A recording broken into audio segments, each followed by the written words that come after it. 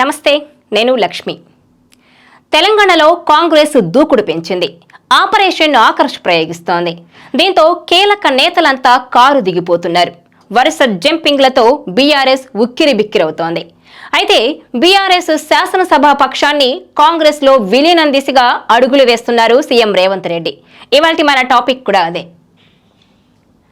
కాంగ్రెస్ లో బీఆర్ఎస్ విలీనం, రేవంత్ సంచలన ప్లాన్. బీఆర్ఎస్ శాసనసభ పక్షాన్ని కాంగ్రెస్ లో విలీనం దిశగా అడుగులు వేస్తున్నారు సీఎం రేవంత్ రెడ్డి.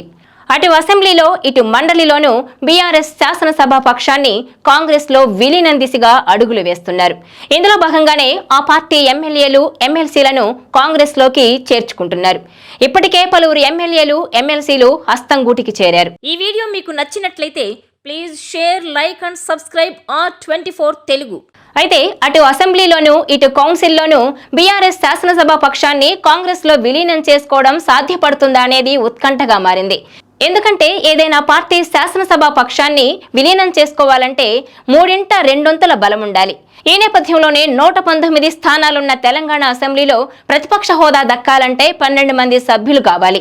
అయితే అంతకంటే తక్కువగా ఉంటే ప్రతిపక్ష హోదా ఇవ్వరు. మరోవైపు బీఆర్ఎస్ కు 38 మంది ఎమ్మెల్యేలుండగా వారిలో ఇప్పటి వరకు దాదాపు 10 మందికి పైగా ఎమ్మెల్యేలు హస్తం గూటికి చేరారు.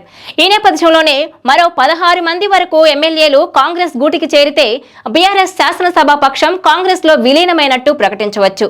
ఇక రాజ్యాంగంలోని షెడ్యూల్ 10 ప్రకారం ఏదైనా పార్టీ శాసనసభ పక్షాన్ని తమ పార్టీలో విలీనం చేసుకోవాలనుకుంటే 3/2 మంది సభ్యులు పార్టీ మారాల్సి వస్తుంది.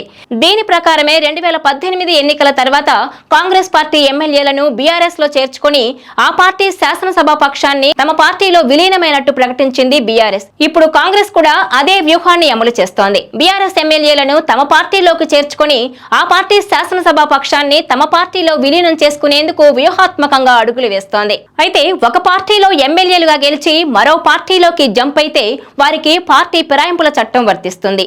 ఆ ఫిరాయింపుల చట్టం ప్రకారం వారు పదవిని కోల్పోవలసి వస్తుంది. అయితే పార్టీ శాసనసభ పక్షం ఈ పార్టీలోకి విలీనమట్లయితే ఆ ఫిరాయింపుల చట్టం నుంచి తప్పించుకోవచ్చు.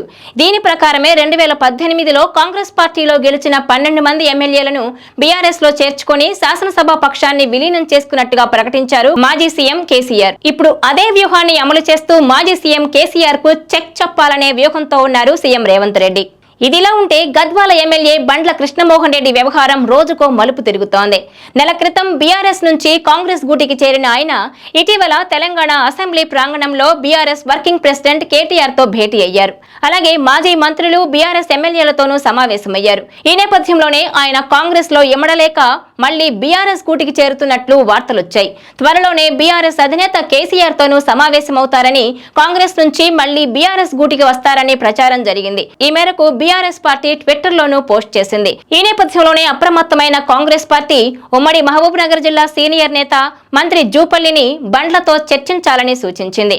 దీంతో హైదరాబాద్ లోని బండ్ల ఇంటికి చేరుకున్న జూపల్లి ఆయనతో చర్చలు జరిపారు. పార్టీలో ప్రభుత్వంలో తగిన ప్రాధాన్యం ఉంటుందని ఆయనకు కమిట్మెంట్ ఇచ్చినట్టు తెలుస్తోంది. బండ్లతో సమావేశమైన తర్వాత ఆయన పార్టీ మారడం లేదని, బీఆర్ఎస్ లోకి వెళ్లడం లేదని, కాంగ్రెస్ లోనే కంటిన్యూ అవుతారని చెప్పుకొచ్చారు. మరోవైపు పార్టీ మారిన ఎమ్మెల్యేలపై సీరియస్ గా ఉంది బీఆర్ఎస్ పార్టీ. వారిపై అనర్హత వేటు వేసేందుకు ప్రణాళికలు రచిస్తోంది. ఇందులో భాగంగానే ఇప్పటికే గవర్నర్ ను కలిసి విజ్ఞప్తి చేశారు. దీంతో పాటు అటు న్యాయ నిపుణులతోనూ ఇటు రాజ్యాంగ నిపుణులతోనూ చర్చలు జరుపుతున్నారు. దీనిపై పార్టీ మారిన ఎమ్మెల్యేలపై సుప్రీంకోర్టులో కేసు కూడా వేసే అవకాశం కనిపిస్తోంది. ఢిల్లీలో న్యాయ పోరాటం చేస్తామని, దీనిపై ఒక నెల రోజుల్లోనే స్పష్టత వస్తుందంటున్నారు కేటీఆర్. త్వరలో ఉప ఎన్నికలు రావడం కూడా ఖాయమని, దీనిపై ప్రజాక్షేత్రంలోనే చేర్చుకుంటామని స్పష్టం చేశారు కేటీఆర్.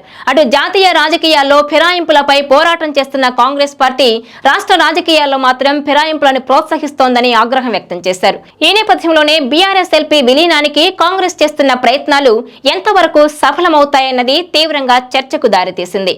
ఎందుకంటే ఇప్పటి వరకు బీఆర్ఎస్ ఎమ్మెల్యేలు 10 మంది వరకు కాంగ్రెస్ గూటికి చేరారు.